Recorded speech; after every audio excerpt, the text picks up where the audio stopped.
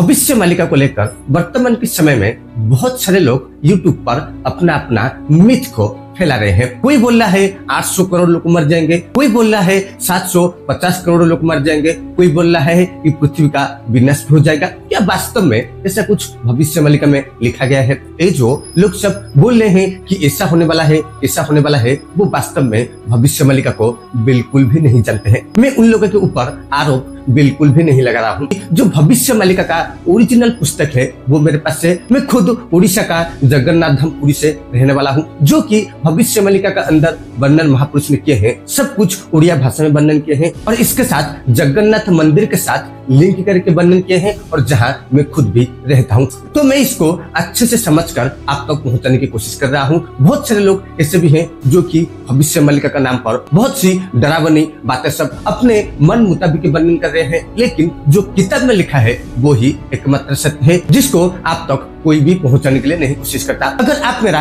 पिछला वीडियो भी सब देख रहे होंगे तो आपको ही मालूम होगा मैं भविष्य मालिका का किताब खुलकर आपके सामने पढ़ता हूं और उसको डिस्क्राइब भी करता हूं। तो इसी तरह हम आज एक अति गंभीर विषय पर चर्चा करने की कोशिश करेंगे, जो कि 101% घटित होने वाली है। अब जितने लोग भी भविष्य मालिका का वीडियो सब देख रहे हैं, किसी न किसी चैनल पर आप जरूर तो देख रहे होंगे, लेकिन मैं जो ये सीरीज आप तक पहुंचाने की कोशिश कर रहा हूँ, इसको अगर थोड़ा गौर से समझने की कोशिश करेंगे, इसमें जो कुछ भी लिखा गया है वो सब कुछ वास्तव में घटित हो रही है। आज का हमारा जो विषय है, आकाश से जो ग्रह नक्षत्र सब है वो सब नीचे गिरने लगेंगे। कब गिरेंगे इसका ऊपर आज हम चर्चा करने की कोशिश करेंगे। अगर महापुरुष अच्युतानंद दास जी का बात को सच माना जाए तो ऑलरेडी कलयुग का खत्म हो गया है और सत्ययुग का एंटर भी हो चुका है, और हम जो है कली का अंत में गति कर रहे हैं, यानी कि कभी भी सत्ययुग आ सकता है, कभी भी महाभयंकर युद्ध हो सकता है और कभी भी प्रलय आ सकता है। तो इसके बारे में महापुरुष जो कुछ भी वर्णन कर रहे हैं इसको थोड़ा आप गौर से समझने की कोशिश कीजिए। और सबसे इम्पोर्टेंट बात यह भी है कि ये सारी घटना कब घटेगी मैं भी आपको बताने के लिए कोशिश करूंगा, जो कि भविष्य मालिका में वर्णन किया गया है। तो चलिए शुरू करते हैं।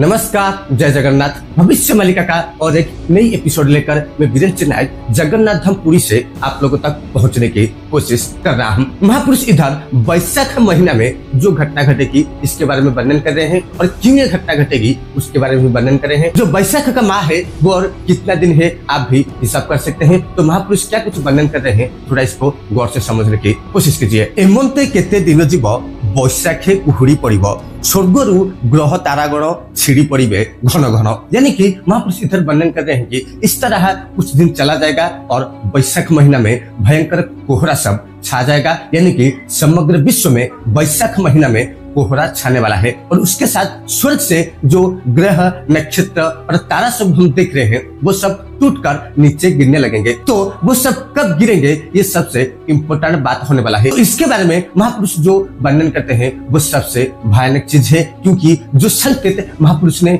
वर्णन किए हैं, यानी कि अगर आप ये संकेत देख लोगे, अगर ये घटना संसार में घटित हो जाएगी तो उसके बाद जो ग्रह नक्षत्र है वो टूटकर नीचे गिरने लगेंगे। और हम सब ने कहीं ना कहीं अपने अंदर इसी बात को अंदर बैठा चुके हैं कि इस युग का अंत होना चाहिए, क्योंकि इसी समय पर बहुत सारे अधर्म, बहुत अन्याय इससे भी हो चुका है कि लोग सब घर से बाहर निकलने के लिए भी डर रहे हैं। इसी बात को आप खुद अनुभव भी कर रहे होंगे वर्तमान के समय में। यानी कि ये घटना सब कब घटित होने वाली है। अगर आकाश से तारा टूटने लगेंगे, आकाश से ग्रह सब टूटकर नीचे गिरने लगेंगे, तो निश्चित रूप से सारे ग्रह तो पृथ्वी के सहित टकरा नहीं सकते, लेकिन किसी का एक टुकड़ा तो निश्चित रूप से धरती पर गिरने वाला है। 7 समंदर जो है, हम सुनते हैं ये बात को, वो सब ऊपर आ जाएंगे, यानी कि धरती को नाश भी कर लेंगे। इसी बात को महापुरुष वर्णन कर रहे हैं। कौन सी संकेत देखने पर यह घटना घटेगी, यानी कि आकाश से ग्रह सब टूटकर नीचे गिरने लगेंगे। महापुरुष इधर वर्णन कर रहे हैं कि धनी लोक जे हीन हेबे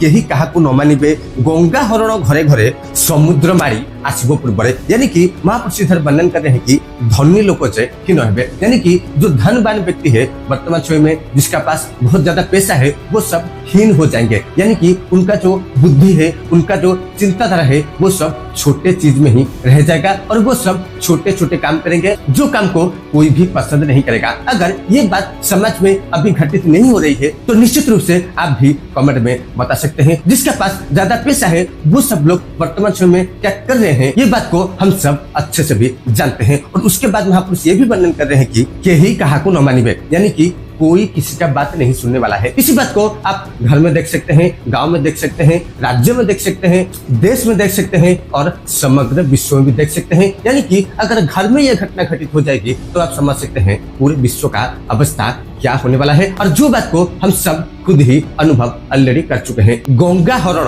घरे घरे, यानी कि जिसको आप जल बोलते हैं उसका विनाश किया जाएगा, जल को नष्ट किया जाएगा, जल तत्व जो है वो इतना प्रदूषित हो जाएगा कि आप यकीन भी नहीं कर सकते। महापुरुष जो गंगा का शब्द इधर वर्णन किए हैं आप इसको दोनों माध्यम से समझ सकते हैं। गंगा जो है वो भी बर्बाद हो रहा है ऑलरेडी, और उसके साथ आप ये भी देख लीजिए हम पानी को किस किस काम पर यूज कर रहे हैं जो कि बिल्कुल नहीं करना चाहिए। और यही एक जो संकेत है महापुरुष इधर वर्णन कर रहे हैं कि जबकि घर घर में गंगा को यानी कि जल को बर्बाद किया जाएगा तो उसके बाद ही ये जो ग्रह और तारा सब है वो टूटकर नीचे गिरने लगेंगे। और भी एक बात आप गौर से समझने की कोशिश कीजिए, वर्तमान के समय पर हम जो बोतल में पानी पी रहे हैं, वर्तमान के समय में हमारा क्या वास्तव में जल का इतना संकट आ गया है कि हम बोतल खरीद कर पानी पिए। ये तो साधारण सी बात हमको ये अच्छे से मालूम है। हमारा घर में जो ट्यूबवेल है, हमारा घर में जो कूप सब है उससे भी बहुत अच्छा पानी आता है। लेकिन 600 साल पहले महापुरुष ने और भी एक इंटरेस्टिंग बात को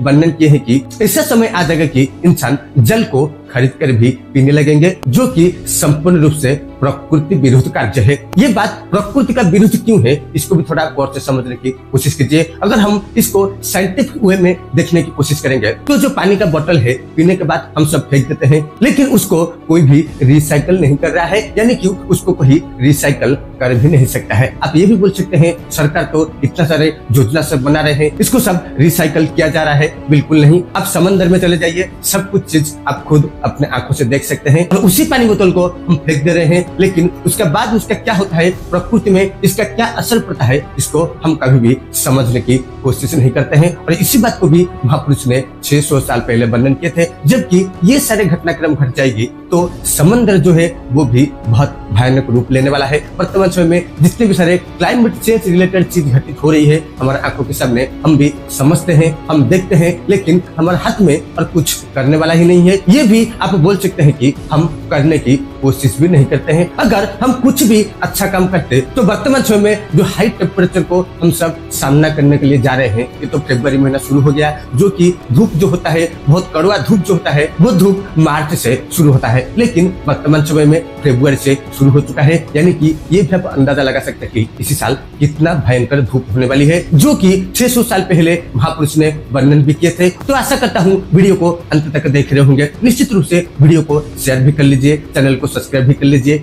इस तरह का जानकारी जो कि भविष्य मालिका का ओरिजिनल बुक है जो कि उड़िया में वर्णन किया गया है, इसको भी आप देख सकते हैं। मैं इससे कुछ संग्रह कर कुछ समझ कर कुछ स्टडी करके आप तक पहुंचाने की कोशिश भी करता रहूंगा। तो आज के लिए बस इतना ही। जय जगन्नाथ, जय श्री कृष्ण, वंदे उत्कल जननी, भारत माता की जय।